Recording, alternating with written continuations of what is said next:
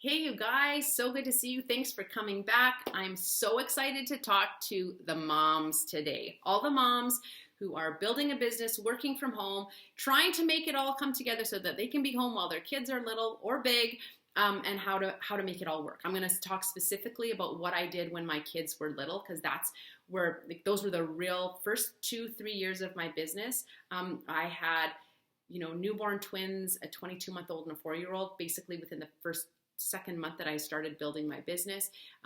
Within 2 years, we had a fifth baby. So then we had a 6-year-old, 4-year-old, 2-year-old twins, and a newborn. And what it was and what I did and how we did it. And because that's the biggest question I get asked all the time from young moms when I see people at conferences, or I get asked for people who, are also building businesses, like, how did you do it when the kids were little? I'm just so overwhelmed. And and it's exhausting and it's tiring and it's work. But I knew for me, it was something that I had to figure out because I knew I wanted to be home with my kids. And so the first thing I ask those moms when they say to me, oh my gosh, how did you do it? Is I'm like, how do your kids sleep?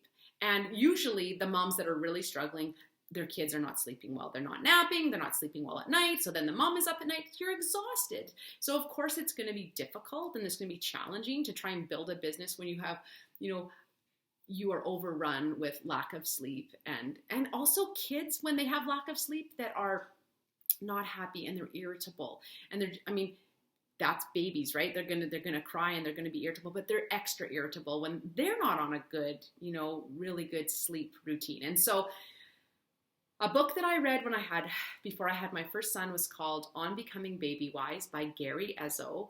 And I remember after I had my first son, my mom was like, I think you're just lucky. He's just a good sleeper.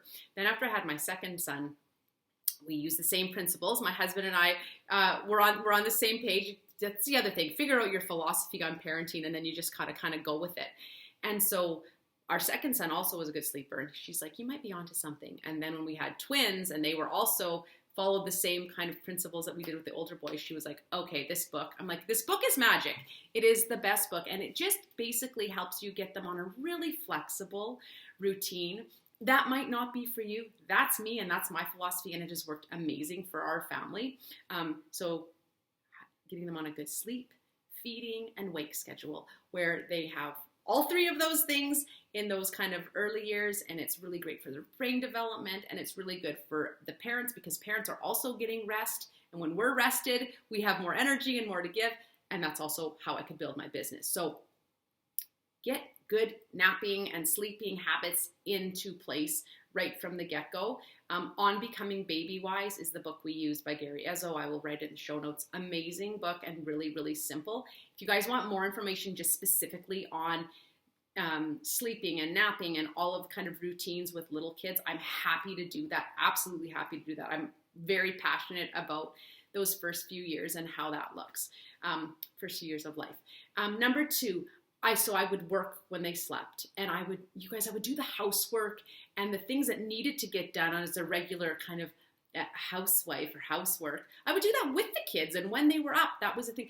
I didn't sit and just play with them. I wanted them also to become very independent. They were with me. They were together. They were maybe in their exerciser or in their high chair when they were little. They were, playing with things at the table, and I was doing the dishes, or I was sweeping the floor, or I was, doing the housework stuff, laundry.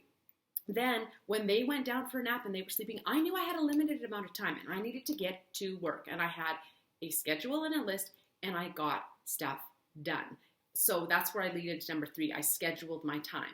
So I knew every morning there was someone awake. Usually in the afternoon, that was consistent through the entire first 4 years of life. Someone was sleeping in the afternoon. So that was quiet time for everyone. The morning, there was usually more of them awake. So that's when we would go to the park and we would go grocery shopping, and we would, we'd do the laundry and we get things done around the house, and we would do Play-Doh and we would play games, and we would do all of those things. In the afternoon, when it was nap time, it was quiet time for my 4-year-old. It was nap time for the babies, and quiet time meant he could watch an educational show on TV.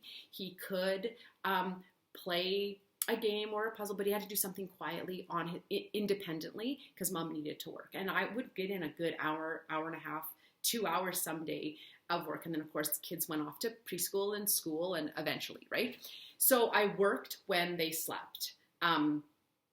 when I started this business, I had 2 kids and then I had the newborns, twins right away. So it wasn't the nap when they nap. You can do that when you have 1 baby. And then after that, it's all out the window. Like you can't do that anymore.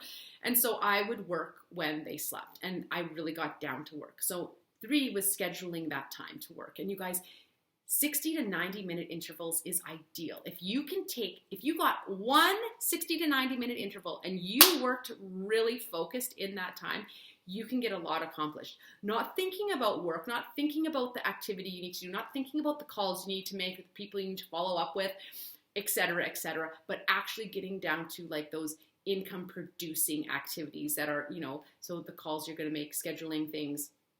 That's when I got down to work. I worked smarter, not harder. And so it's just really using your time super, super wisely and being smart about it. And I think another thing that a lot of people do is they feel like they're working all day because you've got these little kids and you're running here and you're running there. And when you have a minute, you're thinking about your business, your work, you're thinking about it, but you're not actually doing. And so that's where you have to actually stop and send out the emails, make the phone calls, do the things that are going to produce the results in your business. Okay, number 4, meal plan. This was a huge tip I got very early on from a friend of mine. And she was like, Sunday night, plan out what is going to be for supper or dinner, your evening meal every night that week. Plan it out, do your grocery shopping Monday, and then you don't have to think about it. And I would write down I have the old school big mom calendar. I would write down what was for dinner each night of the week. And I'm telling you, we spend a lot of time thinking what we're going to make for dinner every day. Do we not? It's exhausting. And it's I don't know. And we only have so many decisions we can make in a day. And so if that can be made ahead of time, Sunday night, I actually at one point had a list of things that all the different meals that the kids liked and we liked and that we could make, right? And then of course my breakfast and my lunches, we would just they got to be you get a little consistent with what those are. You don't have as much maybe change in your lunches and breakfasts each day, but your dinners, you want those to change up. Ask other moms for their favorite meals. That's another hot tip because you can get some really good ideas from other moms out there. So meal plan and get your groceries. That's number 4. Number 5, every day, you guys, get out of bed, make your bed. When you're at home with little kids, brush your hair, brush your teeth, put on some bronzer and some mascara, even if it's just a ponytail. I was in ponytail and yoga pants for years, but my hair was nicely tied back and I put on a little bronzer and it made me feel better. And when I did that every day, before my kids are out the door, there's very few mornings if you showed up at my house at 9 a.m. when everyone's off to school that I don't look like this. Because my day has started then, and then I get things accomplished. And there's nothing, I just think of Christmas holidays. That's usually when I'm not doing that. And it's 1 o'clock and we're all still in our pajamas. I'm like, oh, I don't like that feeling. I feel schlumpy. And so I feel much more productive. I'm more likely to get things done. I'm more confident when I make phone calls. I'm more confident when I send out those messages if I'm put together. I feel good when I put together. So that's my 5th tip. Get dressed, brush your hair, and put on some bronzer. And if you need a good bronzer, let me know. I can hook you up. And then number 6, you guys, is give yourself grace. We have to be gentle with ourselves. We feel so much guilt. This is a whole another topic that I could go into with you guys, which I will. I'm going to touch on mom guilt and guilt.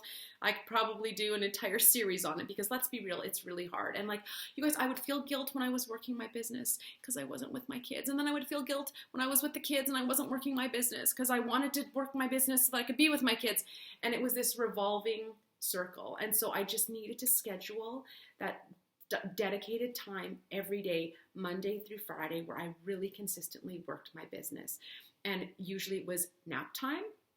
And then there was evenings when my husband was home, because my kids, when they were little, it's not like we were now. Our evenings, I'm an Uber driver. We're going all over the city to volleyball and football and basketball and hockey, and everyone has stuff everywhere.